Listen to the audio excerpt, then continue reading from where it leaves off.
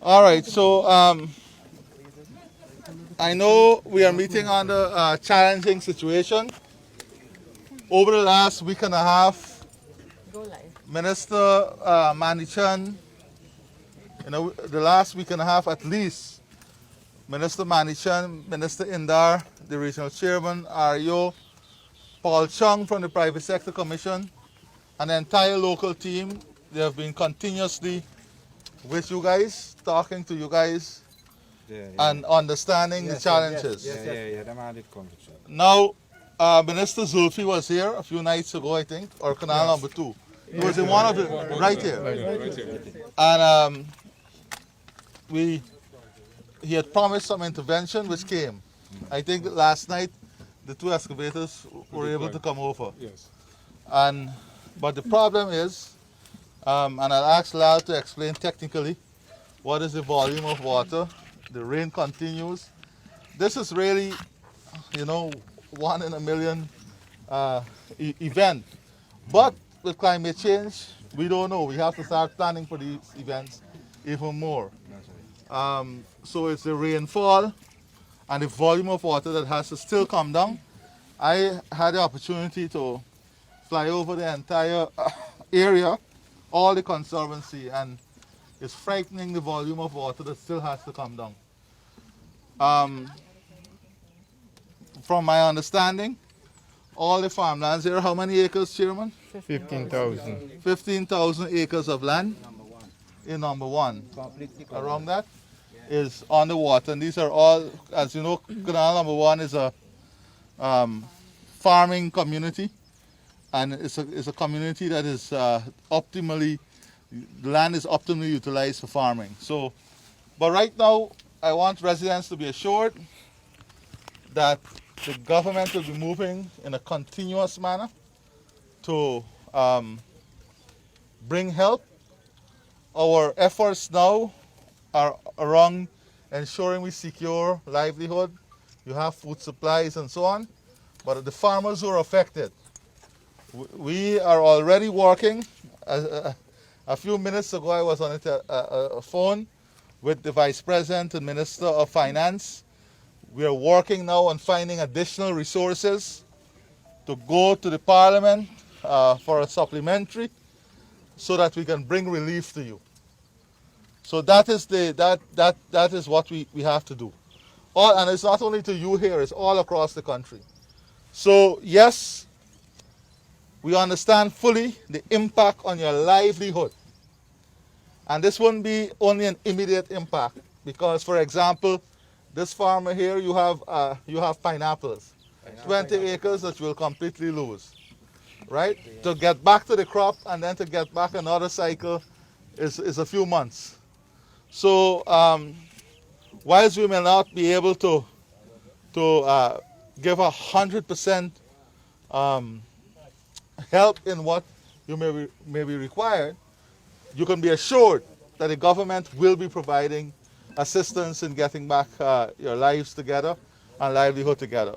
But the immediate task is to get the water off and also to continue to monitor the situation.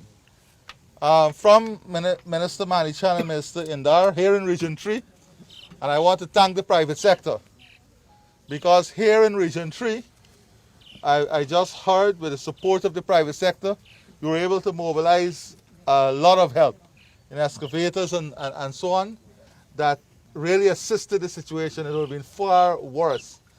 And I want to take this time also to thank the private sector, thank all those who came out and helped. But at this time, I'll ask Mr. Lal from the NDIA to update you technically, update the farmers technically, and then we'll take any questions you have, any concerns you have. I want to assure you though, you don't need to be agitated in a way that you don't believe we don't understand. We are with you, we understand. That is why the ministers are out all day and night. 24/7 we are monitoring this. The region is out all day and night. They may not be directly affected because they don't own the farms.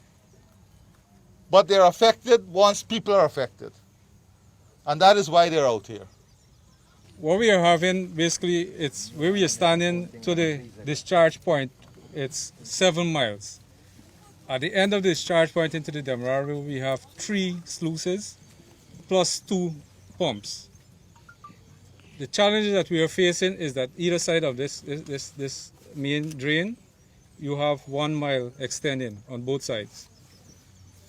What we are experiencing here compared to where we went just now at Namrik, you are experiencing, like last night we had about 25 mm rainfall, 25 mm over the 24-hour period.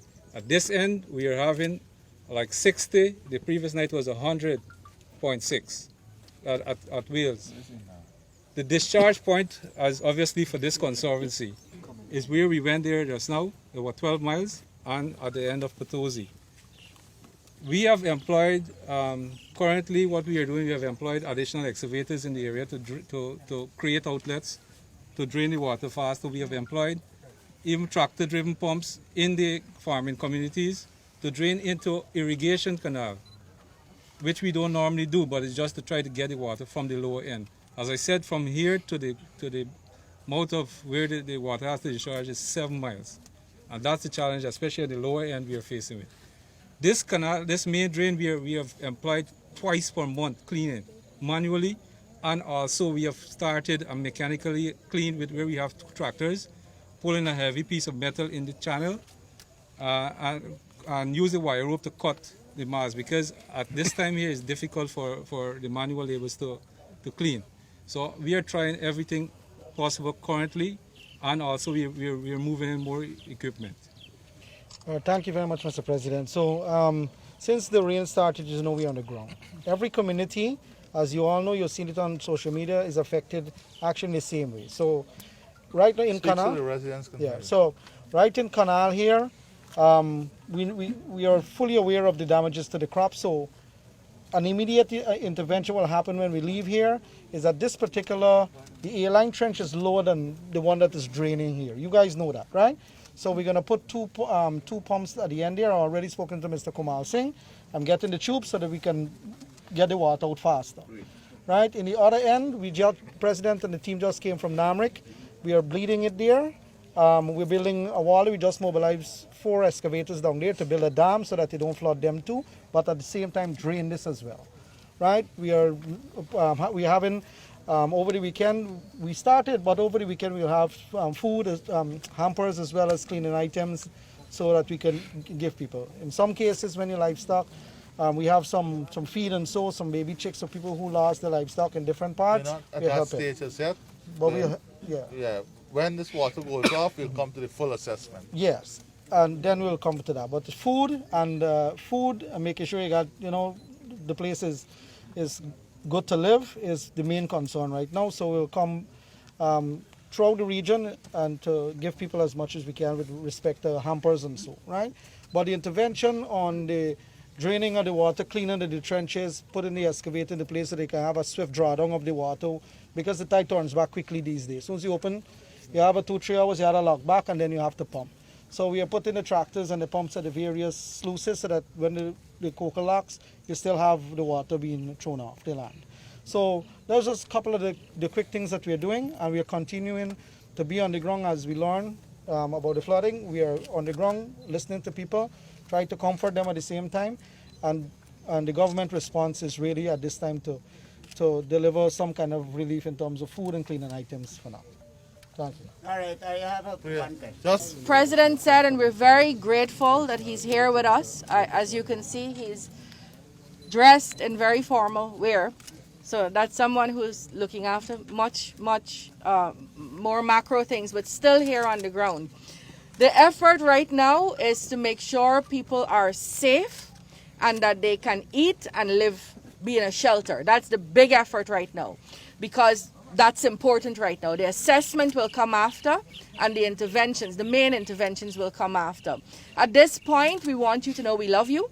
We're asking you to look out for the types of effects that floods have, the kinds of waterborne diseases. Look after yourself in that regard. Make sure your water is clean. And we are We are also making sure that as far as we can, we deliver cleaning agents. We will shortly be delivering health packages where you could help to boost your protection in that regard. We're also encouraging you. You see how hard this is for you, and you don't want anything harder. So we're encouraging everybody else who did not get vaccinated with the COVID vaccine. Don't add burdens to yourself.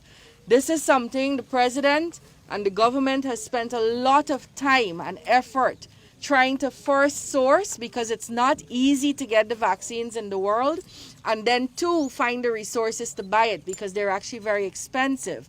And we did that because we wanted to make sure that our citizens were safe, that they were as safe as we can. And we've done very, very well in the Caribbean in terms of vaccination, but we still know there are many people who haven't yet gotten vaccinated, and we're asking you to go for your first dose or to go back for your second dose. President will continue to try to source vaccines for us, because this is a Guyana that is going to thrive. Guyana is going to be beautiful. It's going to be, I should say, more beautiful. It's going to be a place you can thrive, but you want to live. You want to be able to live to do that. And so at this stage, we're asking you to be responsible in that regard.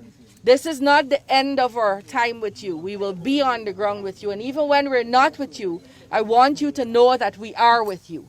Even when you don't see us in front of you, we are with you, we're thinking about you, and we're working for you day and night. Just know that about us.